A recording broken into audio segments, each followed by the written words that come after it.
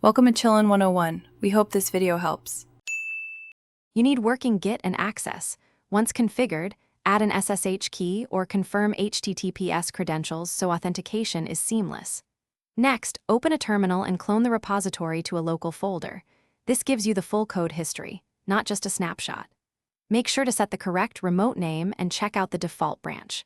When done, list files and run any provided install script so you can build and test locally before making changes.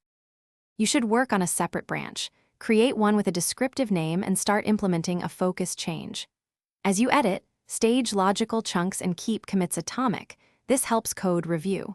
Once your tests and linter pass locally, run git push origin feature /name to publish the branch. Then open a pull request on GitHub, describe the why and what, and assign reviewers. If reviewers request updates, iterate with additional commits and push them to the same branch. You finalize by addressing feedback and ensuring continuous integration is green. Make small follow-up commits or rebase to keep history tidy. Once tests pass and reviewers approve, merge the pull request using the repository's preferred method, then create a release tag if needed.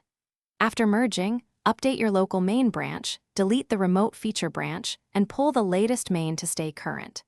Troubleshooting tip: if CI fails, reproduce failures.